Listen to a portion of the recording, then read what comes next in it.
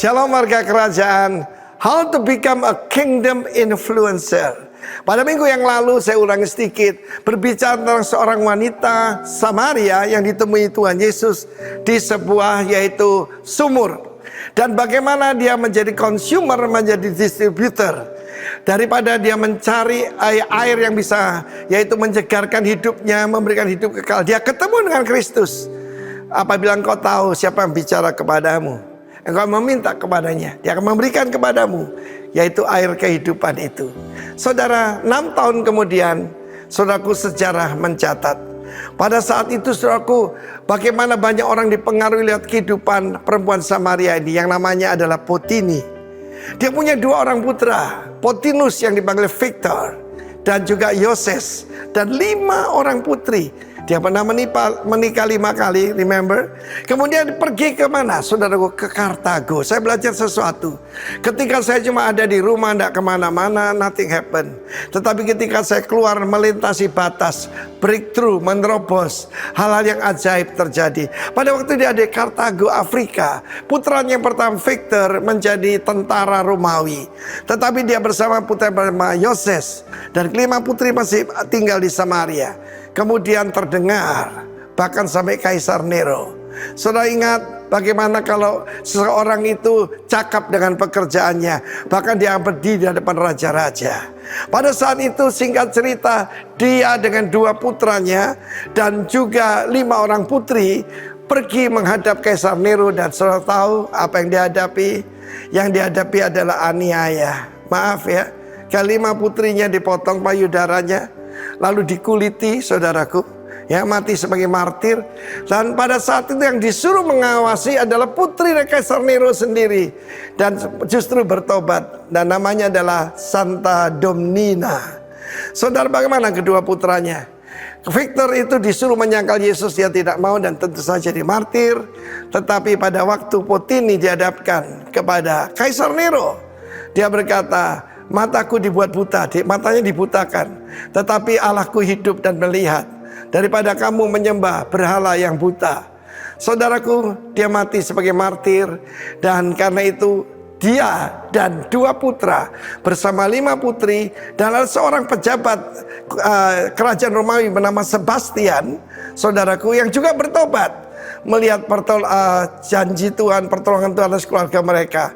Dan Santa Domnina, putri daripada Kaisar Nero, menjadi pengikut Kristus. Karena itu perhatikan, saudaraku, mungkin kita mulai dengan agak ragu-ragu seperti Potini ini. Pada waktu itu selalu dia bertemu dengan orang-orang sekotanya, dia berkata, dia menceritakan segala sesuatu apa yang aku perbuat. Seringkali dalam hidup saya, tidak selalu, seringkali Tuhan memberitahu apa yang dihadapi orang tersebut, dosa yang disembunyikan, atau masalah yang belum dibereskan, bahkan nama orang itu, kadang-kadang rumahnya. Tetapi selalu itu hanya untuk meyakinkan bahwa kami menyampaikan tentang the living Christ. Dan kita melihat bagaimana, saudaraku, dari seorang yang tadinya cuma ragu-ragu menjadi seorang yang luar biasa, bahkan bersedia jadi martir dan jadi martir bagi nama dari Tuhan Yesus. Karena itu, kalau saat ini kita masih baru, masih ragu-ragu, don't worry, Tuhan akan menuntun kita menjadi pahlawan iman. Di dalam nama dari Tuhan Yesus, terimalah kasih karunia, rahmat, dan damai sejahtera dari Kristus. Sebagaimana, saudaraku, istri pada Kaisar Nero bertobat lewat pelayanan Paulus, putri daripada Kaisar Nero bertobat lewat pelayanan Potini. Tuhan memberkati kita. Amin.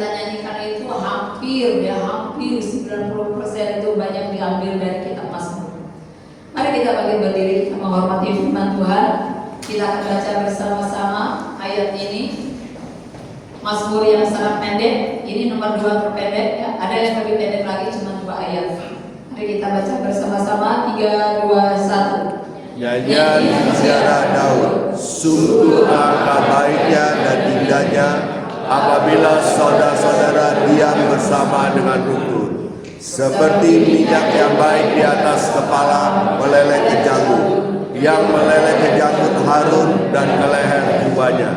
Seperti embun gunung Hermon yang turun ke atas gunung-gunung Sion. Sebab kesanalah Tuhan memerintahkan berkat kehidupan untuk selama-lamanya. Amin. Amin. Silakan duduk, puji Tuhan. Saudara yang dikasihi Tuhan, Daud adalah seorang pemuji, penyembah yang luar biasa.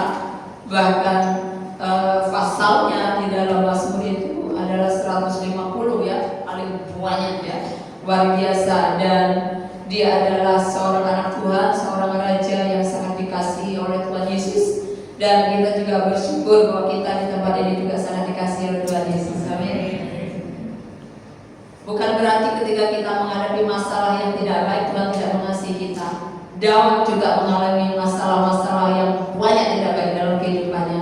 Dikhianati, disakiti, difitnah, mau dibunuh, ya, mau diapakan, segala macam hal yang tidak baik terjadi dalam kehidupannya. Tapi kita lihat, kita belajar dari Daud, dia bisa tetap memuji dan menyembah Tuhan di tengah badai. Amin. Saudara, karena itulah yang membuat Daud menjadi orang yang luar biasa, dan endingnya dia mengakhiri hidupnya dengan sangat baik. Dan bahkan di dalam kitab Wahyu nama Raja Daud disebut. Karena apa? Karena dia mengawali, mengakhiri dengan sangat luar biasa. Kita berdoa semua di sini, kita mengawali dan kita akan mengakhirinya dengan baik. Amin. Saudara, kalau awalnya kita semangat melayani Tuhan, kalau awalnya kita semangat melayani pekerjaan Tuhan, pastikan endingnya sudah tetap juga semangat melayani Tuhan. Amin. Jangan sampai di awal saudara menggebu-gebu melayani Tuhan, tapi endingnya saudara dalam kondisi tertidur, bahaya. Karena firman Tuhan berkata bahwa 5 darah yang pandai dan 5 darah yang bodoh. 5 darah yang bodoh mengawali menggebu-gebu melayani Tuhan, tetapi endingnya dia tertidur dan dia ditinggal oleh Tuhan.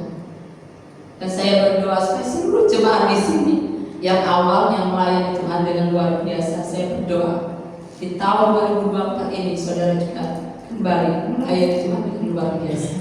Amin. Saya percaya Tuhan sedang mengingatkan kita semua, anak-anak muda di tempat ini luar biasa, ya. Di usia yang muda mereka melayani Tuhan luar biasa. Tapi nanti suatu hari ketika kalian sudah menikah, kita berdoa supaya kalian tetap dengan api yang menyala dalam melayani Tuhan. Haleluya. Ini kemuliaan bagi Raja kita. Next. Saudara, mari kita lihat nyanyian Jiarah Daud ini luar biasa, ya. Ketika Daud ini suka ziarah, Daud ini suka datang ke rumah Tuhan, Daud ini suka datang di hadirat Tuhan. Pastikan kita semua anak-anak Tuhan, kita suka datang ke hadirat Tuhan, kita suka beribadah. Amin. Kita lihat sungguh alangkah baiknya dan indahnya apabila saudara-saudara diam bersama dengan rukun. Ternyata saudaraku, kata rukun, kita dilihat di awal, kata suku, kalau di dalam kitab yang kita baca dalam terjemahan bahasa Indonesia, tetapi kalau di dalam bahasa Inggris itu kata melihat, pandanglah, perhatikan dengan baik, perhatikan dengan baik. Saudara, Daud diberikan pewahyuan oleh Tuhan bagaimana dia melihat ketika anak-anak Tuhan kumpul dalam kesatuan hati, dalam kerukunan, ada kedahsyatan Tuhan yang luar biasa. Amin. Firman Tuhan mengajak kita melihat dampak dari kehidupan ketika kita rukun dan bersatu. Kenapa ada anak pang? Kenapa ada orang yang mati di jalanan karena narkoba? Kenapa orang banyak melakukan kejahatan di luar? Tidak lepas dari kehidupan keluarga yang tidak rukun. Karena itu saudara yang dikasih Tuhan, ketika Daud melangkah ke rumah Tuhan, dia melihat umat Tuhan ketika mereka bersatu, ketika mereka rukun, ada kedahsyatan yang luar biasa. Betapa indahnya, menyenangkan, nyaman, ramah, enak. Saudara, ternyata orang yang rukun, orang yang hidup di dalam damai sejahtera dan kesatuan hati, itu sebenarnya dikatakan firman Tuhan itu menyenangkan, nyaman, enak. Kenapa enak? Kenapa nyaman? Bahkan dikatakan sehat, saudaraku. Karena apa? Saya percaya kalau ada di dalam rumah tangga ada papa mama yang selalu bersatu, anak-anak melihat, saya percaya roh, jiwa, dan tubuhnya dalam keadaan sehat dan diberkati Tuhan. Ya. Bayangin kalau setiap hari anak-anak lihat pertengkaran dalam rumah tangga, saya percaya saudara, jiwa mereka terluka semua. Ya. Dan itu akan berdampak sampai mereka sudah menikah. Mengerikan. Next.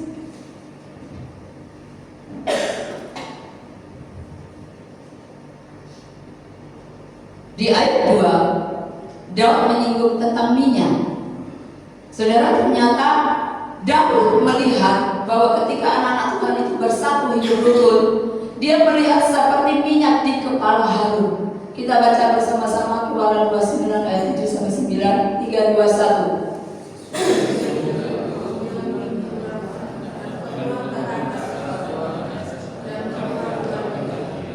Kau suruhlah anak-anaknya mendekat, dan kau kenalkan meja-meja itu kepada mereka. Kau ikat pinggang kepada mereka, kepada Harun dan anak-anaknya, dan kau lilitkan desta itu kepada kepala mereka. Maka mereka lah yang akan memegang jembatan ini. Itulah suatu ketetapan selama-lamanya. Demikianlah kau harus mentahbiskan Harun dan anak-anaknya. Ketika anak-anak Tuhan berkumpul sehari, baik di dalam rumah tangga, saudara, ada pengurapan seorang imam turun atas keluarga itu. Amin. Ketika kita semua di sini berkumpul sehari, ada pengurapan imam yang Tuhan berikan bagi kita semua. Haleluya. Karena saudara, bicara minyak, bicara tentang kekudusan. Artinya saudara, ketika kita berkumpul sehari, kita rukun, sesungguhnya kekudusan Allah bersama dengan kita. Tapi ketika anak Tuhan saling gesek, saling iri hati, saling melukai, maka saudaraku sesungguhnya di dalam komunitas mereka kenajisan mulai menguasai. Jadi saudara, ketika Daud dia melihat bagaimana dia menggambarkan ketika anak-anak Tuhan dalam komunitas mereka hati, mereka saling mengasihi, Daud melihat ada minyak urapan, ada kekudusan, ada pilihan, ada urapan imam yang diturunkan bagi mereka, dan mereka menjadi orang-orang yang sangat diberkati Tuhan. Saudara, kita setiap bulan ya, di awal bulan kami mengurapi jemaat dengan minyak urapan. Ternyata saudaraku, ada anak Tuhan yang bersaksi, dia bilang, Pak Theo, saya bersyukur setiap bulan ada pengurapan minyak. Ternyata saudaraku, pengurapan minyak itu memang jangan dianggap enteng ya. Saya diajar Tuhan bagaimana minyak urapan itu jangan dianggap enteng. Ketika itu dikuduskan oleh Tuhan, minyak yang kita pakai untuk mengurapi itu jangan dianggap enteng. Bukan hanya sekedar minyak seperti minyak goreng atau minyak wangi ya. Saya pernah suatu kejadian, ada kesaksian ketika kami para wanita akan ada konferensi di Kalimantan, saudara. Jadi semua yang akan nampil itu, yang akan nyanyi itu pakai pakaian adat. Nah kebetulan saya waktu itu masih di Bali, jadi kami pakai pakaian adat. Saudara, saya pinjam sarung ya sama teman saya, karena saya nggak punya kan, karena saya bukan orang Bali.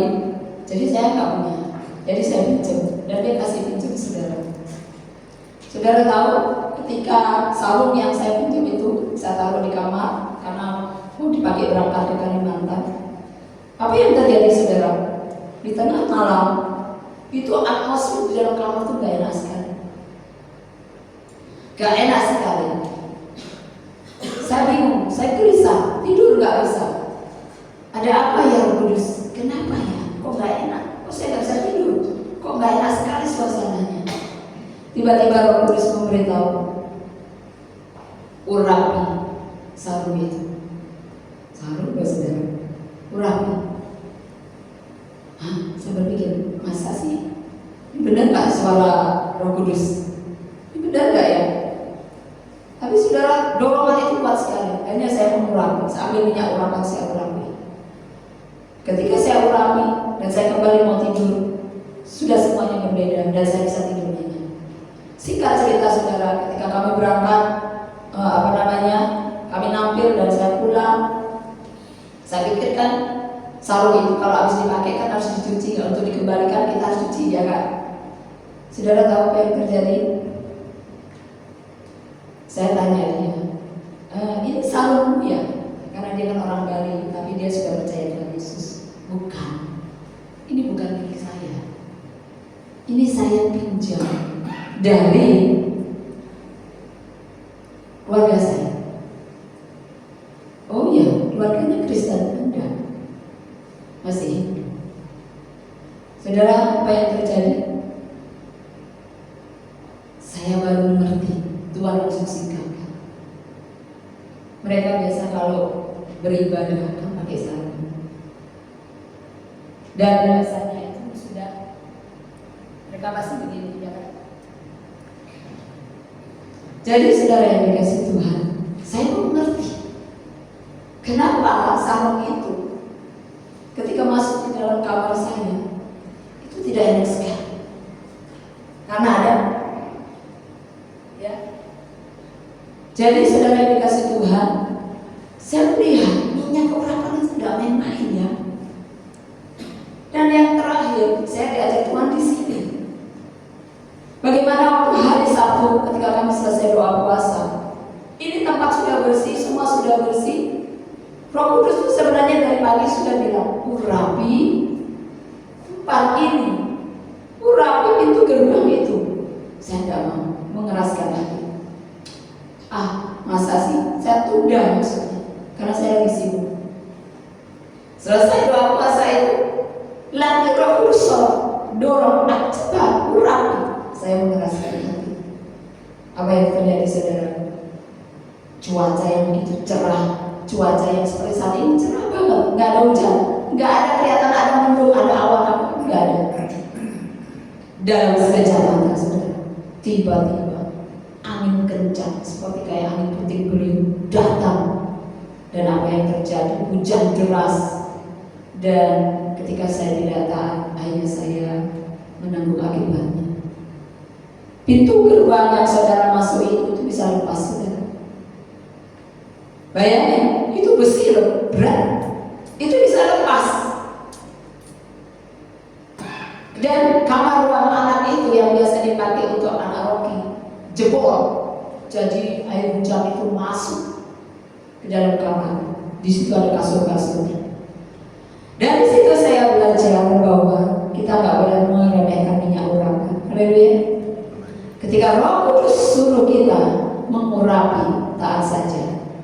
Karena kita pakai ini, aku baik-baik saja, gak ada apa-apa. Jangan saudara. 5 menit saja ke depan kita nggak tahu apa yang akan terjadi. Haleluya.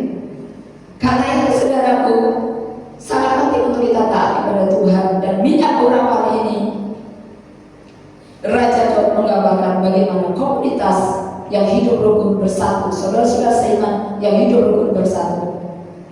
Roh Kudus melihat apa? Daud melihat seperti minyak di kepala Harun. Next. Yang baru di atas kepala meleleh ke janggut, yang meleleh ke janggut Harun dan ke leher jubahnya. Minyak urapan di kepala Harun artinya ada perkenanan Tuhan, ada urapan yang turun dari Yang Maha Kudus dan kekudusan ilahi memenuhi mereka. Ketika kita berkonsel, ketika kita dalam berumah tangga, ketika kita dalam melayani, ketika itu ada kekompakan, keseharian, kerukunan, saya percaya ada perkenanan Tuhan yang luar biasa. Amin. Jadi saudara bicara, ketika anak-anak Tuhan berkumpul dalam kehidupan yang rukun bersatu, saudara, sungguh luar biasa. Daud melihat ini tidak hanya sekedar dibaca, tapi kalau kita renungkan luar biasa. Pengurapan sebagai imam besar, kayaknya saudara, urapan yang Tapi urapan seorang imam besar yang melayani bukan di ruang kudus, tapi di maha kudus, saudara. Ketika anak-anak Tuhan hidup dalam persatuan hati, ketika keluarga bersatu hati, saudara, sesungguhnya kekudusan ilahi memenuhi di mana mereka berkomunitas dalam kesehariannya. Ada amin, saudara? Yesus Tuhan adalah imam besar yang agung. Makanya dikatakan, di mana 2-3 orang berkumpul sepakat dalam namaku, meminta apa saja, maka doa mereka akan dikabulkan. Kenapa? Karena ada perkenanan Tuhan, ada pengurapan Tuhan, dan ada apa? Tuhan katakan, nanti kita lihat di endingnya. Next, kita lanjut saja. Ayat 3. Seperti embun gunung Hermon yang turun ke atas gunung Sion, sebab kesanalah Tuhan memerintahkan berkat kehidupan untuk selama-lamanya. Jadi saudaraku, bisa disimpulkan dari sini, dimana kenapa Daud menyinggung tentang embun, terus menyinggung tentang gunung Hermon. Ternyata gunung Hermon adalah gunung yang tertinggi di Israel. Artinya saudaraku, ketika anak-anak Tuhan dalam kesatuan hati, baik dalam rumah tangga maupun dalam komunitas, dalam pelayanan, Tuhan katakan, sesungguhnya kau sedang berada di tempat yang sangat tinggi dan ada perkenanan Tuhan. Dan Tuhan siap memerintahkan berkat-berkatnya dari utara, timur, selatan, barat untuk datang atas tempat kita. Amin. Saudara dikasih Tuhan, kita lihat apa itu embun. Kenapa Daud menyinggung embun dengan persekutuan umat Tuhan yang sehari? Kita lihat, saudara, ternyata embun luar biasa ya. Saudara bisa bacakan karena suara saya sudah mulai ya. Kita baca bersama-sama. 3, 2, 1. Embun lagi kayak sehingga baik untuk digunakan sebagai sumber air. Air embun pagi bisa dipercaya memiliki sifat penyembuhan alami yang dapat membantu menyegarkan kulit, mempercepat penyembuhan luka kecil, tetap menjaga kelembapan kulit secara alami. Embun pagi memiliki efek menenangkan bagi manusia. Berjalan di luar rumah pada pagi hari dan menghirup udara segar yang mengandung embun dapat meningkatkan suasana hati dan mengurangi stres. Suasana pagi yang tenang dan segar ditambah dengan keberadaan embun menciptakan lingkungan yang ideal untuk relaksasi. Memakai embun pagi dapat jadi langkah kecil yang membawa dampak besar bagi kesehatan kita dan lingkungan sosial. embun pagi loh. Sayang banyak kita meremehkan bangun pagi jalan-jalan, kita banyak meremehkan ya. Justru kebalik ya. Sekarang itu orang tuh suka olahraganya jadi di malam, main basket, main bulu tangkis ya. Malah saudara gak sehat sebenarnya. Karena apa? Karena embun itu gak ada. Ternyata saudara embun pagi itu sangat kaya. Saya dulu gak ngerti, zaman dulu waktu saya masih kecil, mama saya itu suka naruh air, dikasih air pakai kendi tanah liat, taruhnya tuh di luar dari rumah. Taruh itu. Dulu saya nggak ngerti untuk apa air begitu kotor. Ternyata saudara itu maksudnya apa? Air embun itu masuk ke situ. Wow. Ternyata ketika kita minum air embun itu sebenarnya sangat sehat sekali karena sangat murni, belum ada polusinya. Ya, beda dengan air yang kita minum selama ini. Ya, pasti ada cacatnya, saudara. Gak bisa ngalahin air embun. Karena itu, saudara, Raja Daud menggambarkan komunitas yang saling mengasihi itu seperti embun, sehat, ya, juga kaya, dan juga apa? Membuat stres ini hilang. Kenapa orang stres dia bisa pergi ke dugem? Kenapa? Karena dia pikir di situ kan sama-sama sehati gitu ya, ketawa-ketawa. Tapi itu hanya tipu daya belaka. Tapi sesungguhnya di dalam dirinya gak bisa disembuhkan. Karena itu saudara yang dikasih Tuhan, ketika di dalam keluarga, komunitas di dalam keluarga itu begitu sehati, begitu bersatu, begitu rukun, saudaraku. Sesungguhnya Raja Daud berkata, ada embun dalam keluarga itu. Amin. Embun, ya. yang menyehatkan anak-anak, yang menyehatkan jiwa, baik istri, baik suami, itu akan sehat. Karena itu saudaraku, saya sering dorong juga suami saya sekarang, ayo bangun pagi, jalan. Paksa, memang berat saudara. Bangun pagi itu gak gampang. Apalagi sebelum matahari terbit itu sangat sulit sekali. Tetapi kalau kita lihat manfaat daripada embun pagi itu, ketika kita menghirup embun pagi itu, bahkan kita mungkin bisa merasakannya saudara. Tapi sesungguhnya itu akan membawa kesehatan bagi jiwa kita, pikiran kita. Ada amin? Siapa di sini yang suka jalan pagi-pagi? Puji Tuhan, ada doa. Siapa lagi? Sedikit saudara, ya, sedikit sekali. Suatu hari ada Pak Pendeta habis kena COVID, dia mulai lemah saudara, karena kan paru-parunya udah cacat, ya. Jadi dia kalau khotbah, sekali khotbah, rasanya dia udah nggak kuat. Apalagi mau 2-3 kali khotbah. Akhirnya apa yang dia lakukan? Ada seorang teman yang menasihati dia, ayo olahraga, pagi-pagi bangun, olahraga. Dan dia mau taat. Apa yang terjadi?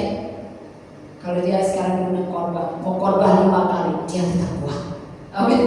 Jadi saudara jangan dianggap remeh. Kalau Tuhan menciptakan embun, Tuhan ciptakan embun untuk siapa? Untuk saudara dan saya. Supaya apa? Supaya saudara sehat. Tuhan tuh ingin supaya kita tuh semua tuh sehat, gak ada yang sakit. Amin. Tapi kitanya yang sering bandel, kitanya yang sering nuruti keinginan dagingnya, tidak membawa yang baik. Jadi mari saudara, ke depan ini mari kita manfaatkan embun yang Tuhan berikan bagi kita semua. Haleluya. Next, selanjutnya. Komunitas yang saling mengasihi, rukun bersatu akan berdampak dan berkat Tuhan turun atasnya. Karena itu firman Tuhan ada katakan, janganlah kamu membiasakan diri meninggalkan pertemuan-pertemuan ibadah. Tuhan paling tidak suka kalau lihat anaknya suka menyendiri, tidak mau berkonsel, tidak mau bersama-sama melayani Tuhan. Saudara, Tuhan itu sedih. Karena itulah Daud menulis khusus 1 pasal ini tentang persekutuan anak-anak Tuhan. Ada amin? Karena itu kenapa saya sering dorong aku ke konser. Gak enak Bu, nanti ada gesekan. Saudara, dimanapun kita pasti akan ada gesekan. Haleluya. Justru disitulah Tuhan mau membentuk kita, bagaimana kita menjadi seorang pribadi yang bisa akan memberkati banyak orang. Ya. Saya juga dulu sama suami dari konser. Memang gak enak awalnya saudara, disuruh firman, disuruh disuruh belajar doa. Awal-awalnya gak enak. Tapi kalau kita turuti yang gak enak itu dan kita nurut yang gak enak itu, saudara, rencana Tuhan mandek. Amin. Karena rencana Tuhan bagi kita semua, engkau diberkati supaya memberkati. Haleluya. Engkau dipilih sebagai anaknya Tuhan untuk melayani jiwa-jiwa. Dulu saya dilayani, karena itu saya sering bilang sama anak muda, kalian sekarang didoakan, kalian resting, kalian didoakan, kalian terus didoakan. Suatu hari kalian akan didoakan. Itu tujuannya Tuhan. Karena itu kenapa kita harus seperti ikut MSK, belajar, ikut konser belajar, supaya apa? Saudara tak terus dilayani, tapi saudara yang akan melayani. Amin. Itu saudara tujuan Tuhan. Karena itu Tuhan katakan, jadikan semua bangsa pengikutku. Bukan, jadikan semua bangsa muridku. Saudara punya anak jadi murid, enggak? Setelah mereka kuliah, mereka kerja. Kalau mereka menjadi seorang guru, mereka yang akan mengajar. Amin. Itu saudara proses pendewasaan seorang kehidupan seorang anak Tuhan. Karena itu anak Tuhan gak ada yang nganggur, betul, gak ada yang nganggur. Anak Tuhan harus maju terus. Kalau mau ngomong masalah mundur, masalah disinggung, aduh saudara, memang itu pembentukan. Haleluya. Kalau tidak, saudara-saudara akan mandek, saudara akan seperti pohon bonsai yang nggak bisa tumbuh. Dan yang bahayanya,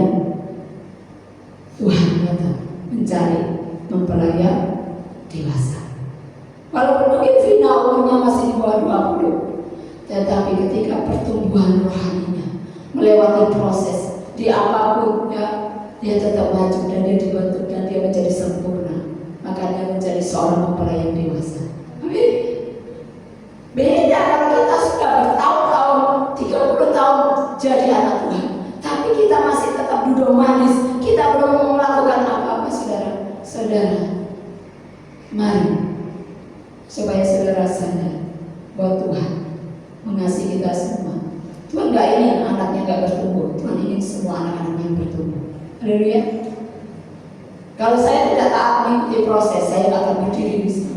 Kalau saya tidak taat mengikuti proses, saya tidak akan bisa melayani jemaat. Amin. Proses itu indah, proses itu memang sakit. Ya. Baik saudara, kalau meja ini diketok-ketok, ketika dia dibentuk, ketika dia dibuat bulat, saudara ini tidak main-main, saudara. Ya, segala macam dilakukan untuk menyempurnakan ini. Demikianlah Tuhan menyempurnakan kita dengan segala macam cara. Supaya apa?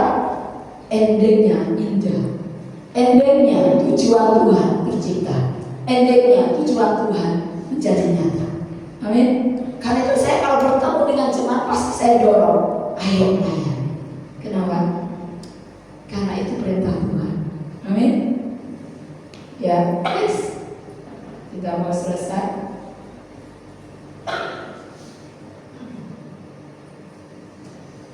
Daud menggambarkan kehidupan saudara-saudara yang rukun bersatu seperti minyak di kepala dan seperti embun gunung Hermon, gunung tertinggi di Israel. Bicara tertinggi, bicara otoritas.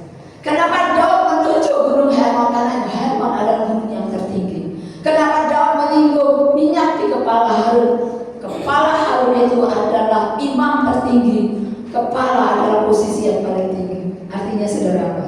Di dalam kita berkomunitas, kunci untuk kita tetap bisa rukun dan bersatu ada penundukan diri terhadap otoritas. Haleluya, gampang gak? Suami, istri harus tunduk kepada suami karena suami adalah otoritas yang tertinggi. Ada amin ibu-ibu? Gampang gak? Gak gampang. Gampang kalau suaminya baik, tapi kalau suaminya kasar, gak gampang. Butuh setiap hari minta Tuhan pulihkan hatiku. Ada amin? Gak gampang. Tetapi saudara, jangan menyerah karena Tuhan. Disitulah prosesnya. Suami harus mengasihi istri. Itu perintah Tuhan, taati otoritas tertinggi. Ya. Bahkan suami harus lebih lagi melakukan segala-galanya untuk istri. Karena suami gambaran Kristus. Kristus itu menyerahkan semuanya, saudara. Cuma sayang kembali sekarang. Banyak suami-suami menuntut istri kan salah besar. Suami yang mesti dulu. Ketika Ribka mandul, yang punya inisiatif berdoa siapa? Ishak. Ishak, saudara. Kenapa sekarang ini begitu merusak? Banyak suami yang kasar dengan istrinya, kasar terhadap anaknya. Karena iblis mau merusak figur Kristus sebagai kepala, yaitu suami. Itu mau dirusak. Kalau itu sudah rusak, saudara, maka anak-anak akan jadi rusak. Mungkin dia baik-baik, masih cantik, masih baik-baik, tapi di hatinya dia sangat terluka. Dan luka itu sangat dalam. Karena itu saudaraku, kunci untuk kita komunitas dalam keluarga itu bisa rukun bersatu. Suami harus mengasihi istri, tapi istri harus tunduk kepada suami. Ada amin? Saya ketika semakin diajar oleh Tuhan tentang masalah suami istri yang adalah gambaran kepala dan tubuh, ini gak main-main sebenarnya. Bahkan tanggung jawab yang lebih besar ada di suami. Suami. Kenapa sekarang banyak suami yang melakukan KDRT? Karena iblis mau merusak semuanya. Kenapa istri sekarang banyak tidak tunduk kepada suami? Karena iblis mau merusak semuanya. Saudara gak gampang. Dulu saya gak ingin menikah, tapi Tuhan suruh menikah. Karena supaya saya belajar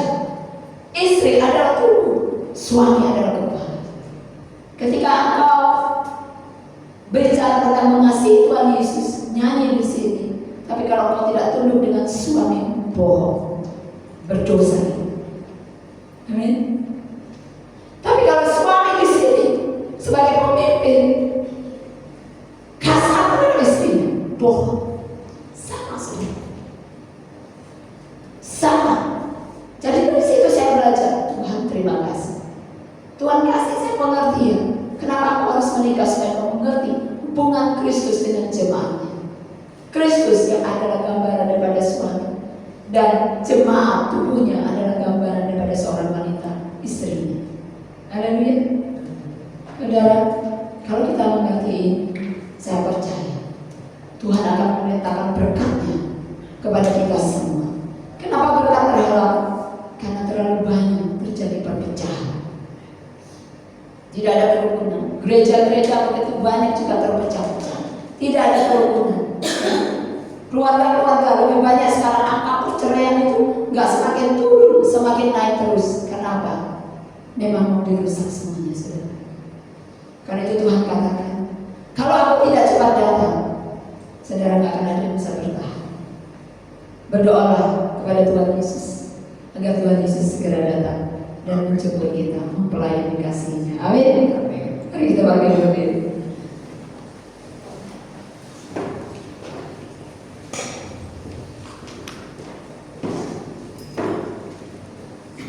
Terima kasih Tuhan. Terima kasih Bapa. Terima kasih Roh Kudus. Terima kasih buat firman bahwa kami Tuhan Kau ajarkan bagaimana Tuhan ketika kami sehati, ketika kami rukun, kesitulah Tuhan akan memerintahkan berkat, berkat kesehatan, berkat kelimpahan, berkat kehidupan yang kekal. Oh Tuhan, berkat segala berkat Tuhan akan berikan bagi kami. Hanya satu yang Tuhan minta, agar kami selalu sehati dengan pasangan, sehati di dalam pelayanan, tunduk kepada otoritas. Ketika Tuhan menempatkan otoritas di atas kami, Tuhan tolong kami semua. Kalau kami masih belum bisa tunduk, kalau kami masih belum bisa rendah hati di hadapan, ampuni kami semua Bapa, dan kuduskan kami semua Tuhan. Layakkan kami. Terus sebentar kami akan menerima perjamuan kudus di dalam nama Tuhan Yesus. Terpuji Kau, ya Allah Bapa-Ku yang Maha Baik. Terpuji Kau di tempat yang maha tinggi. Haleluya. Haleluya.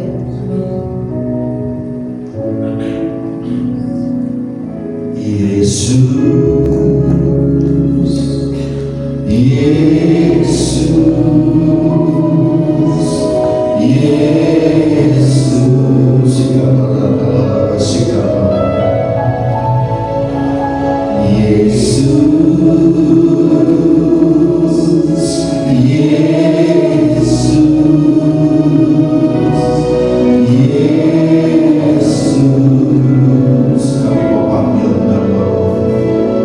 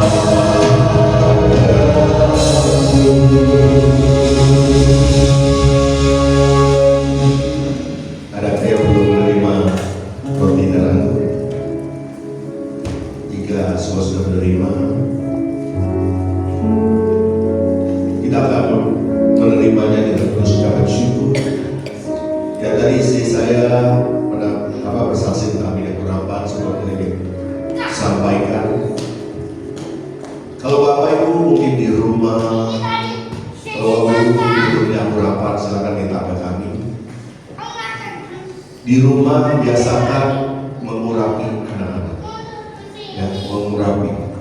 Kenapa? Penumpangan tangan dan pengurapan itulah yang dilakukan oleh orang-orang Israel. Ya, ketika mereka akan keluar rumah beraktivitas, dan itu membawa sebuah perlindungan. Nah, salah satu jemaat kita bersaksi, ya, Excel baru kecelakaan, ya, baru kecelakaan. Tetapi saya mau lihat, sebelum dia keluar rumah, orang tuanya mengurapi, dan dia dilindungi oleh Tuhan. Benar ya? Orang tuanya bersaksi. Dia bilang, Pak, saya bersyukur. Kemarin anak saya juga diurapi. Sama sekali gak apa-apa. Tetapi Aldo, sampai dia dalam telinga Tuhan, cuma sobek di lututnya. Tapi sama sekali gak tersentuh apapun. Nah, Aldo hari ini gak bisa main karena ada jahitan di lututnya. Tetapi saya lihat ada perlindungan Tuhan. Saya nggak bisa bayangkan kalau ada mobil, ada kendaraan, berbeda ceritanya buat anak-anak itu. Nah, kita percaya di dalam Kristus selalu ada perlindungan. Amin. Nah, mari kita ucap syukur, kita akan roti tinggi. Bukankah roti yang saat ini kami tinggikan ini benar-benar merupakan persekutuan kita dengan tubuh Tuhan Yesus? Mari kita terima dalam nama Yesus.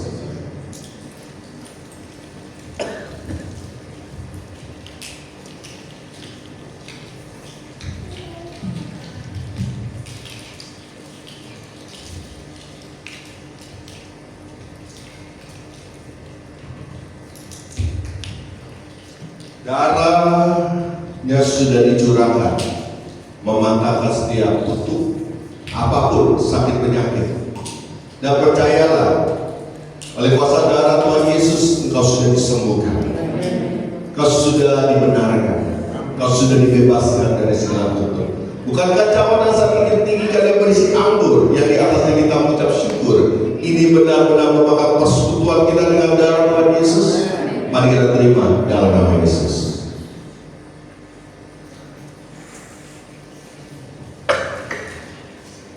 Mari kita setiap pada sebaya. Sikiara labaya labaya labaya sikara labase.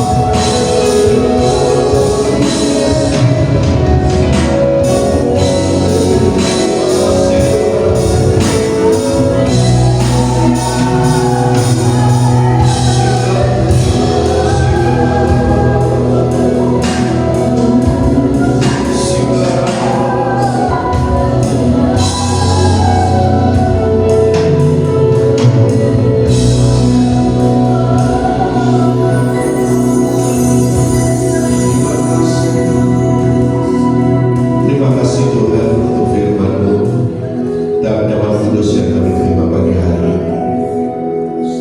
Berkati seluruh jemaat, sertai seluruh jemaat, jagai kehidupan jemaat dimanapun mereka berada, apapun yang mereka kerjakan. Tuhan tolong, Tuhan berkati.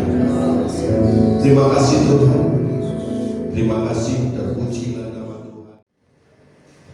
Mari kita angkat tangan kita.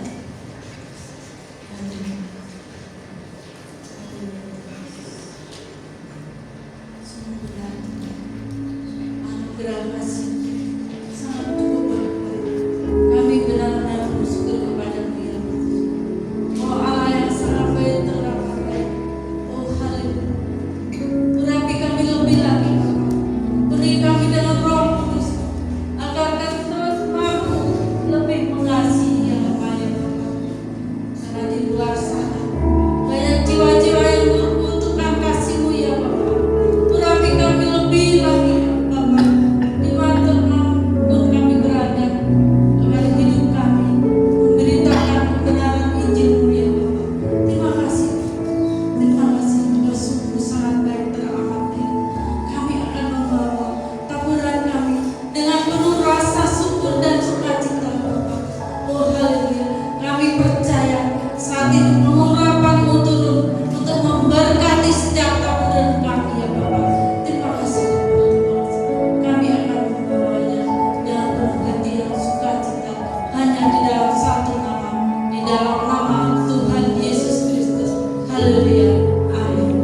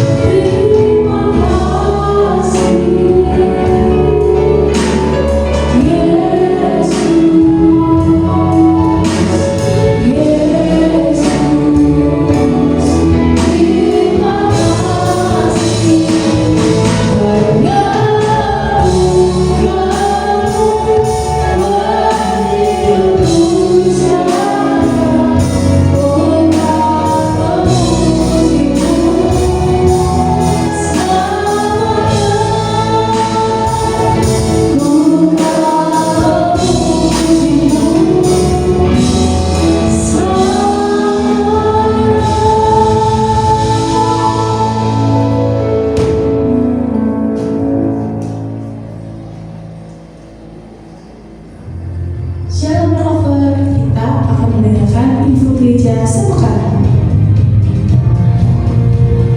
Ibadah Komsel Gathering pada hari Rabu 18 September 2024 jam 6 sore mengundang seluruh jemaat Roh Genteng dan Roh Denmor untuk beribadah bersama.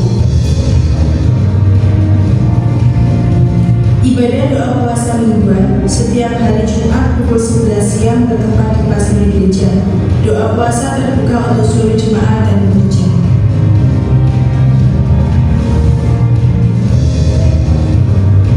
Ibadah doa membangunkan fajar hari Sabtu 21 September 2024 jam 4.30 pagi bertempat di hall gereja. Bagi Bapak Ibu dan jemaat yang ingin menabur secara online, berikut adalah rekening persembahan gereja.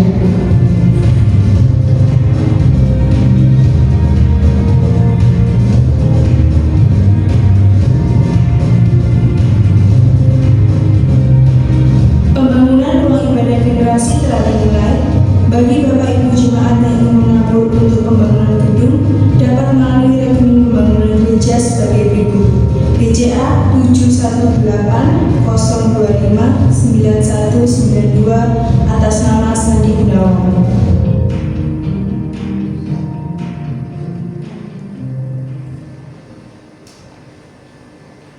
Ya, Rebo ini Komsel gabungan di tempat ini.